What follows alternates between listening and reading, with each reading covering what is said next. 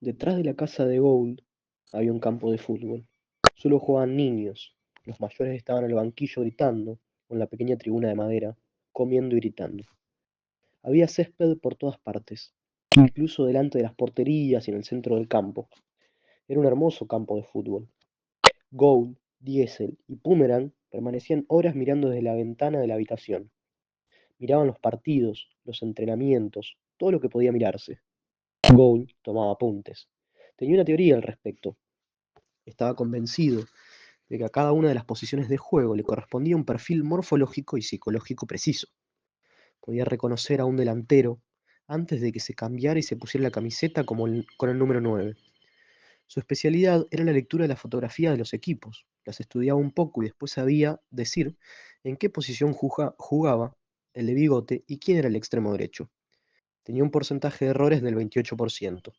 Trabajaba para llegar a situarse por debajo del 10%, entrenándose siempre que podía con los chicos del campo de delante de su casa. Todavía le costaba mucho los laterales porque identificarlos era relativamente fácil, pero determinar quién jugaba a la derecha y quién a la izquierda presentaba dificultades significativas. En general, el lateral derecho era físicamente más compacto y psicológicamente más rudo.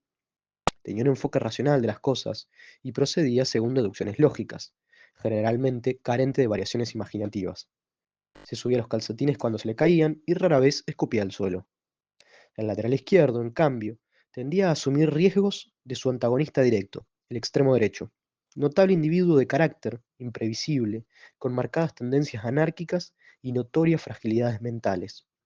El extremo derecho convierte su zona de campo en una tierra sin reglas donde la única referencia estable es la línea lateral, una franja de yeso blanco que busca con desesperación. El lateral izquierdo, que en su condición de lateral posee un perfil psicológico de base más bien tendente al orden y a la geometría, se ve obligado a adaptarse a un ecosistema incómodo para él, y es, en consecuencia, por vocación, un perdedor. La necesidad de adaptar constantemente sus reacciones a esquemas por completo imprevisibles lo condena a una perenne precariedad espiritual y también, a menudo, física. Esto puede explicar su tendencia, fácilmente constatable, a llevar el pelo largo, a hacer que lo expulsen por protestar y persignarse con el pitido inicial. Dicho esto, distinguirlo del lateral derecho en una fotografía es casi imposible. Gould a veces lo lograba. Diesel miraba porque le gustaban los cabezazos. Sentía un placer muy particular al escuchar el impacto del cráneo contra el balón, y cada vez que ocurría decía de locos, todas y cada una de las veces, con una hermosa sonrisa en la cara. De locos. Una vez, un chico, allí abajo, cabeceó, la pelota dio en el larguero, reboteó hacia atrás, el chico volvió a cabecear, dio en el palo, se lanzó en plancha y fue a darle a la pelota con la cabeza antes de que tocara el suelo, rozándola apenas y metiéndola en la red. Entonces, Diesel dijo verdaderamente de locos. Las otras veces, en cambio, solo decía de locos. Boomerang miraba porque buscaba una jugada que había visto años atrás en televisión. A su entender, fue tan hermosa que no podía haber desaparecido para siempre. Seguro que tenía que rondar por todos los campos del mundo, y él estaba esperándola, allí, en aquel campo de críos. Se había informado sobre los campos de fútbol que existían en el mundo, 1.804.000, y era del todo consciente de que las posibilidades de que acaeciera precisamente allí eran mínimas. Pero basándose en un cálculo efectuado por Gould, no era, en todo caso, menores a la que hay de nacer mudo. En consecuencia, Boomerang, que es mudo, la esperaba. Para ser exactos, la jugada era la siguiente. Pase largo del portero, el delantero salta en la línea del área y centra de cabeza. El portero contrario sale del área pequeña y le da una patada al vuelo. El balón vuela hacia atrás, más allá del centro del campo, pasa por encima de todos los jugadores, bota al límite del área, sobrepasa al portero estupefacto y se cuela rozando el poste. Desde un punto de vista exquisitamente futbolístico, se trataba de una rareza deplorable. Pero Pummerang sostenía que desde el aspecto puramente estético, pocas veces había visto algo más armónico y elegante. Era como si todo hubiera ido a parar al interior de una pecera, no decía, tratando de explicarse, como si todo se moviera entre dos aguas, dulce y lentamente, con el balón nadando en el aire, sin prisas, y con los jugadores convertidos en peces, mirando hacia arriba con la boca abierta, rotando todos a la vez derecha e izquierda, absortos y perdidos, el portero con las branquias completamente abiertas mientras el balón lo sobrepasaba, y al final la red de un pescador astuto, recogiendo el pez balón y los ojos de todos, pesca milagrosa en el más absoluto silencio de profundidad abisal en una planicie de algas verdes con rayas blancas pintadas por un buzo geómetra. Era el minuto 16 de la segunda parte, el partido acabó 2-0. De vez en cuando, Gould bajaba e iba a situarse al borde del campo, tras la portería de la derecha, junto al profesor Taltomar. Pasaban decenas de minutos sin decirse nada, mirando siempre fijamente hacia el campo. El profesor Taltomar ya tenía sus años y, a sus espaldas, miles de horas mirando fútbol. El juego le importaba relativamente poco. Él contemplaba a los árbitros, los estudiaba, mantenía siempre en sus labios un cigarrillo sin filtro, apagado, y murmuraba frases como lejos de la jugada o ley de ventaja, capullo. A menudo sacudía la cabeza. Era el único que aplaudía acciones como una expulsión o la repetición de un penalti. Tenía algunas certezas discutibles que resumían una máxima con la que desde hacía años terminaba cualquier discusión. Las manos en el área son siempre voluntarias, el fuera de juego nunca es dudoso y las mujeres son todas unas putas. Sostenía que el universo era un partido jugado sin árbitro, pero, a su manera, creía en Dios. Es el juez de línea y se equivoca en todos los fueras de juego. Una vez, medio borracho, admitió haber sido árbitro cuando era joven. Después se sumió en un misterioso silencio. Gold le atribuía, no sin razón, un conocimiento desmesurado del reglamento, e iba a buscar en él lo que no conseguía encontrar en los insignes académicos que cotidianamente lo entrenaban para el Nobel, la certeza de que el orden era una propiedad del infinito. Así, lo que ocurría entre ellos era lo siguiente. 1. Gould llegaba y sin tan siquiera saludar, se ponía junto al profesor mirando fijamente el campo. 2. Durante decenas de minutos no intercambiaban ni una palabra ni una mirada. 3. En cierto momento, Gould, sin dejar de mirar el juego, decía algo como centro por la derecha, el delantero golpea el vuelo con la parte interior del pie derecho, le da de lleno al larguero que se rompe por la mitad, la pelota se carambola con el árbitro, llega a los pies del extremo derecho que con la planta del pie derecho chuta rozando el poste donde un defensa la para con una mano y despeja la buena de Dios. 4. El profesor Taltomar se tomaba su tiempo en sacar de sus labios el cigarrillo y sacudir una ceniza imaginaria.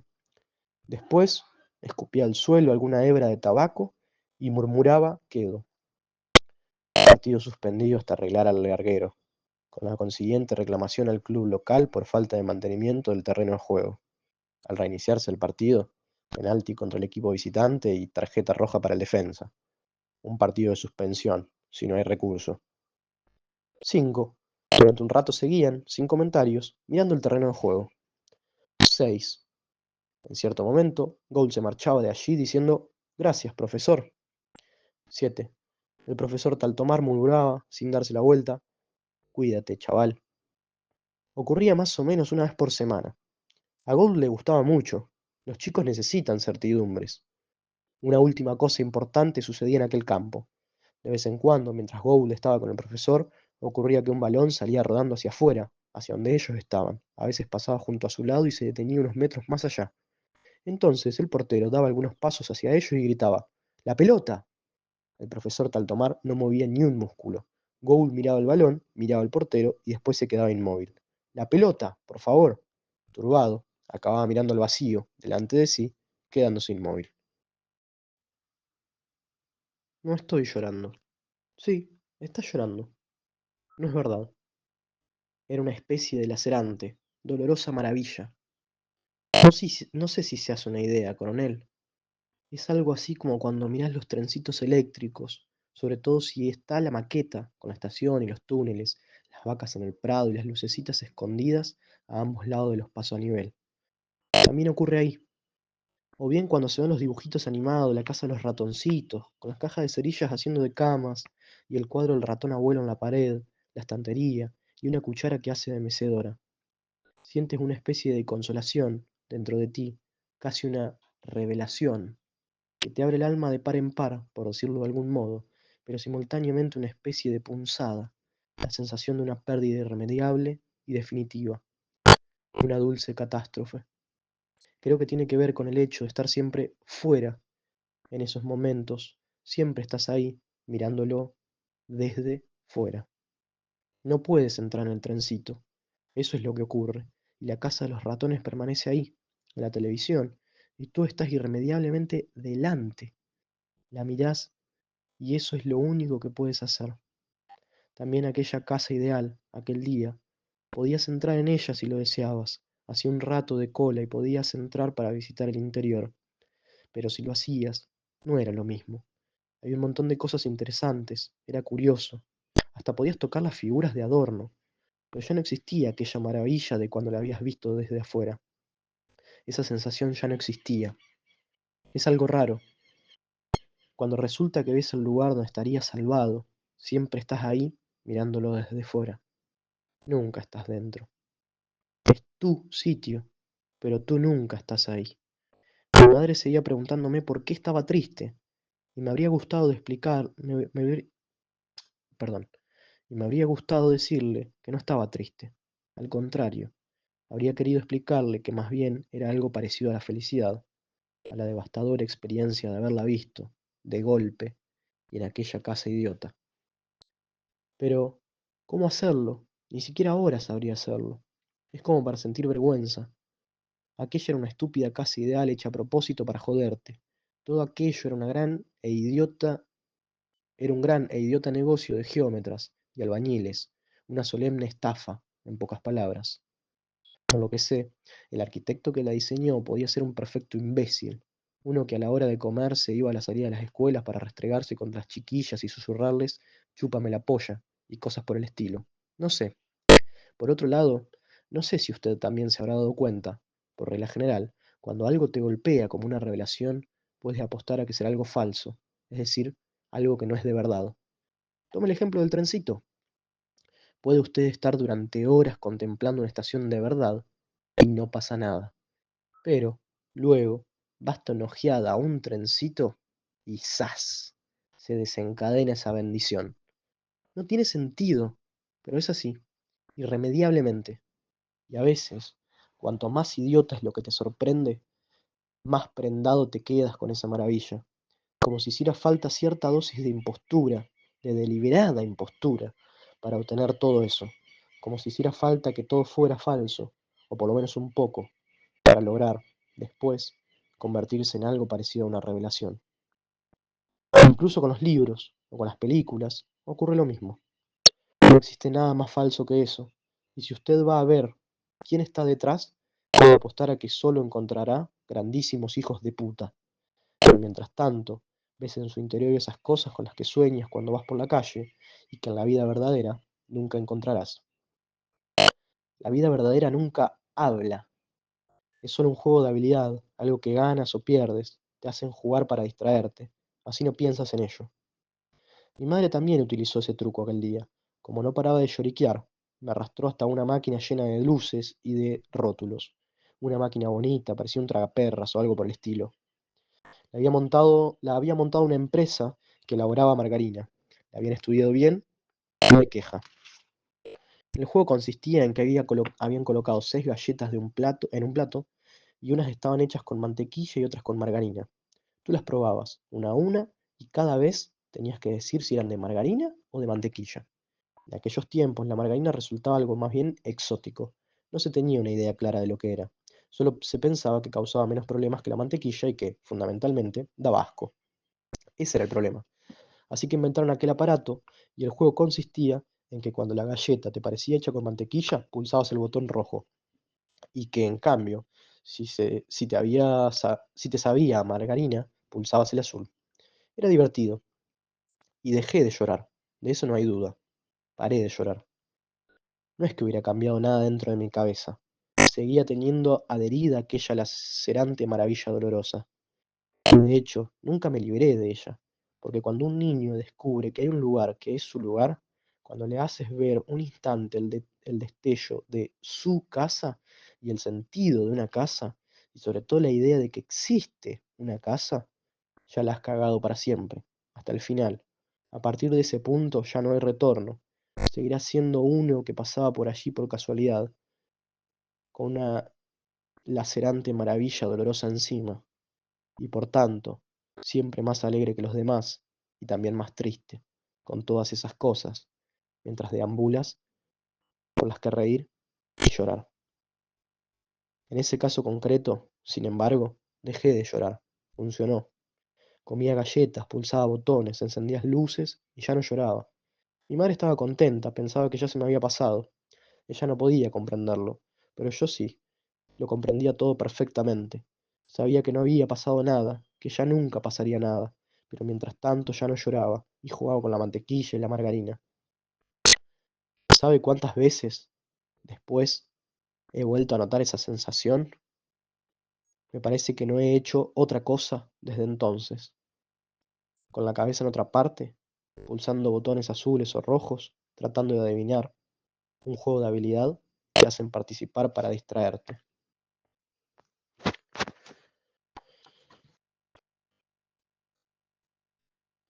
Y, en efecto, este parece ser el meollo de tan singular experiencia, por cuanto se revela solo parcialmente evaluable y oscuro, articuló el profesor Martens en la lección número 14.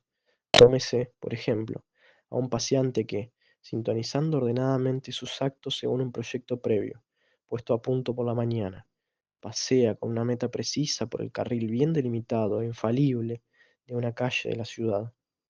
Y supóngase que de pronto se halla ante el encuentro con la irrelevante presencia, en el adoquinado, de un tacón de aguja negro, imprevisto y, por otra parte, imprevisible. Y se queda como hechizado.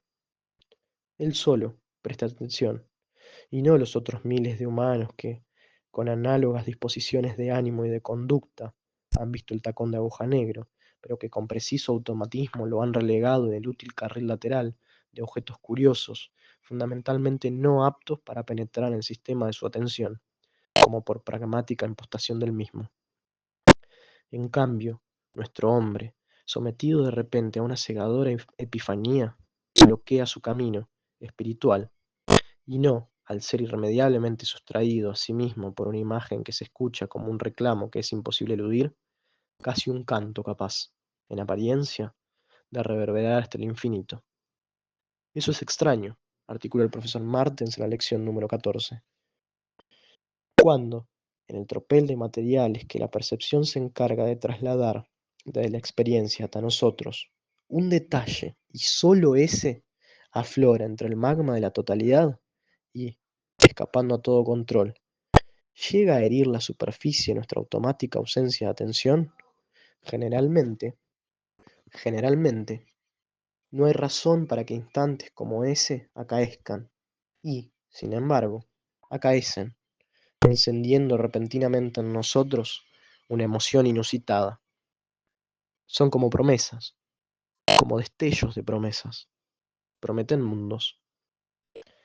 Se diría, articuló el profesor Martens en la lección número 14, que ciertas epifanías de objetos escapados a la equivalente insignificancia de lo real son minúsculas troneras a través de las cuales es posible intuir, quizás alcanzar, la plenitud de mundos, desde la inanidad de un tacón de aguja perdido en la calle, se filtra luz de mujer, la luz de mujer, de un mundo, desarticuló el profesor Martens en la lección número 14. De tal forma que hay que preguntarse, en fin, si esa precisamente, tal vez es esa la única puerta a la autenticidad de los mundos. No hay en ninguna mujer toda la mujer que hay en un tacón de aguja perdido en la calle. Allí está, al alcance de la mano, algo que parece, algo que es el último meollo de la inmensa experiencia colectiva y de la historia que subyace bajo el nombre de mujer. Digamos que su verdad tornasolada, más en concreto, lo que en la realidad corresponde a cuanto en nuestro horizonte perceptivo acaece en cuanto a emoción y sensación subsumible a la expresión lingüística mujer,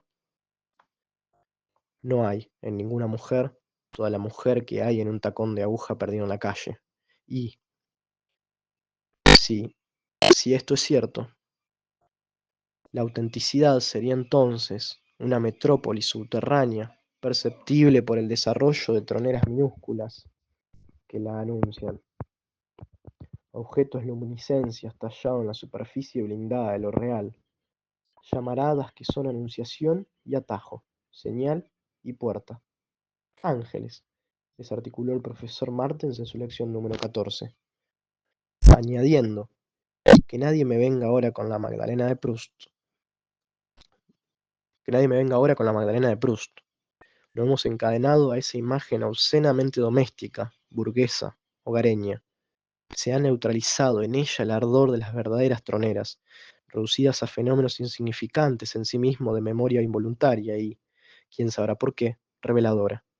Echado sobre el diván del médico hemos malbaratado los destellos epifánicos del subsuelo como regurgitaciones deprimentes de subconsciencias personales e individuales. Los hemos entregado a una cura consoladora, como si fueran cálculos renales, que hay que drenar y expulsar a la micción de los recuerdos, la memoria, diúresis del alma, imperdonable cobardía, como si, desarticuló el profesor Martens en su lección número 14, bajando de su tarima y acercándose a Gould, como si el hombre que queda hechizado por el tacón de aguja, negro, fuera, en ese momento, él mismo, y tuviera su biografía y su memoria. Este es el engaño. Los ojos que ven los destellos son terminales irrepetibles del mundo. Son combinaciones de hechos ocurridos, constelaciones objetivas de eventualidades convergentes en un único instante y un mismo lugar. No hay nada de subjetivo. Cada destello es un acontecimiento de objetividad. Es lo auténtico desfigurando lo real. Piensa qué ojos, capaces de ser tan solo reales, y basta. Ojos sin historia. Después, y solo después, entonces ya es historia. Escucha. Después, entonces ya es historia. En la ambición de hacer eterno ese destello, se le convierte en historia, a poco que pueda. Piensa en la mente que puede hacerlo. Qué levedad y fuerza para mantener suspendido un destello todo el tiempo necesario hasta llegar a ver cómo se disuelve en historia. Esto sería acuñar historias. Esto es lo que se debería saber hacer, permaneciendo a la escucha todo el tiempo necesario, esperando la grieta escondida en la lama del destello, recogiendo su paso y sus medidas, su respiración, su porte, caminando por sus senderos, respirando sus tiempos, hasta tener en la mano, en la voz, ese instante abierto en su lugar y dulcificado en la línea curva de una historia, afilado en la línea recta de una historia. ¿Puedes imaginarte un gesto más hermoso?, desarticuló el profesor Martens en su lección número 14.